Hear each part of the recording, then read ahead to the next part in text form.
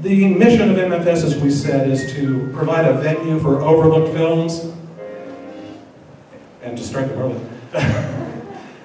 Overlooked films, critically acclaimed films, restored classics, and other noteworthy movies. We want to do the same with the Malibu Filmmaker of the Year Award, which is why we're delighted tonight to present it to Rob Reiner.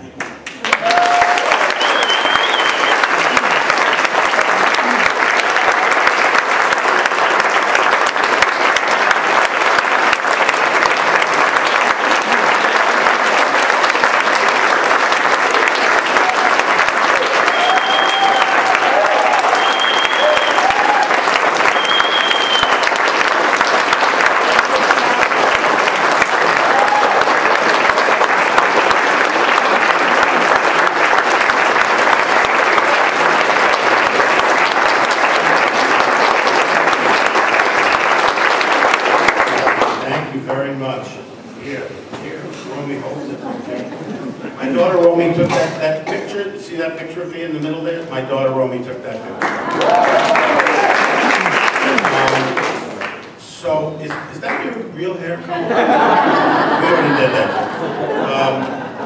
We're going to, before we show Flip tonight, and I'm so glad you're here to see Flip because it's one of my favorite films that I've ever done. I did Stand By Me about, I guess it was 1985. And this Flipped is like a companion to Stand By Me. Stand By Me looked at friendship and that time period of your life, 12 going on 13, when you're going through emotional upheaval. And it takes place in the late 50s, early 60s, which is when I came of age during that period.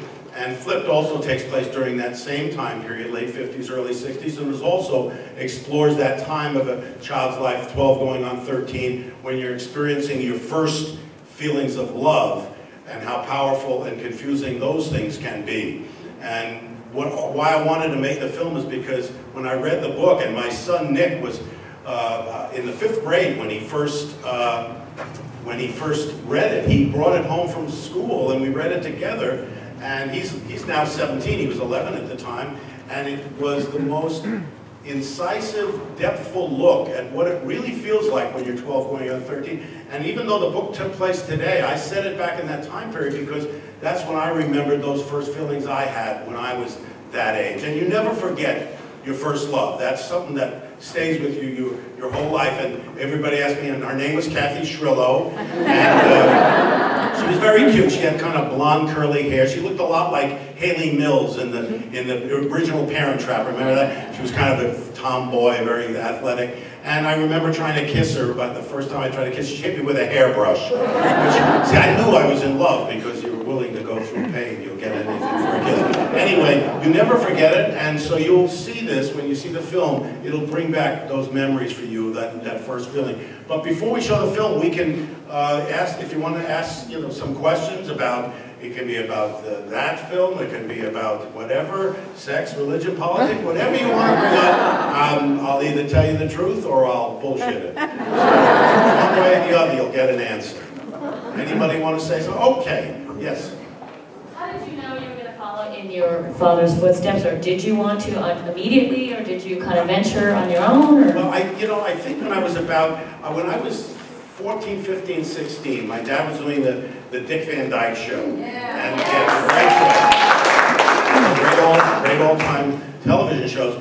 And I used to go with my father down to the studio, to Desilu Cahuenga, during the summer when I was off from school, and I would literally spend the whole day with him. We'd drive to the studio, and I would spend the whole day, and I'd watch, as my dad said, I never felt, I was watching how he used to work with the actors, how he rewrote the scripts, how the director staged the scenes, and how the cameras moved. So I was always interested at that point. I didn't know that I wanted to be him. I didn't know for that, but he took that job already. He had that. He had the job of Carl Reiner, so I had to find another job. And so I, went through high school and stuff, and I think when I got at 17, when I was in the first school play, I started being interested in that, and I went away to summer theater, the Bucks County Playhouse when I graduated high school, and I was an apprentice building sets and painting scenery and so on, and that's when I first think. And then I went to UCLA in the theater department. It was a great experience.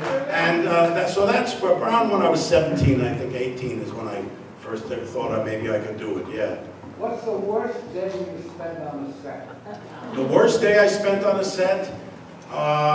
Gee, you know, I have good experiences. I didn't have bad. I mean, there was one day when Jack Nicholson didn't want to, we had a scene in Bucket List where they were race car driving, you know, and he thought we would go out on the track and really do it at the California Speedway. I said, Jack, what do you know, you and Bart, we get in a car crash, we got no movie. I said, we got to do it on the stage with a green screen. He says, I don't act with green screen. I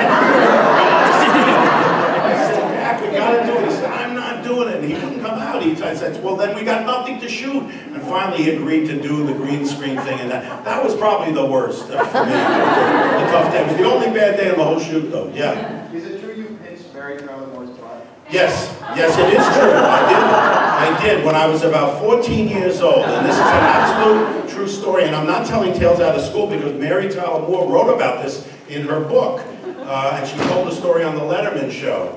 My wife is closing the door because I guess it's too cold, and maybe she's heard this story before, or doesn't want to hear about me pitching some other woman's ass. Either way.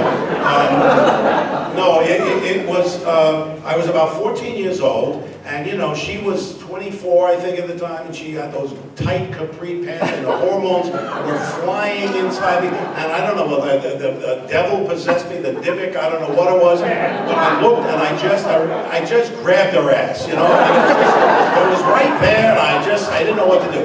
I don't remember which hand it was, but I've never washed either hand. That was the right one. But no, but my dad called me in the office later in the day, and he says to me, did you grab Mary Tyler Moore by the ass? And I said, yeah. And he went with a big smile on his face, don't ever do that again.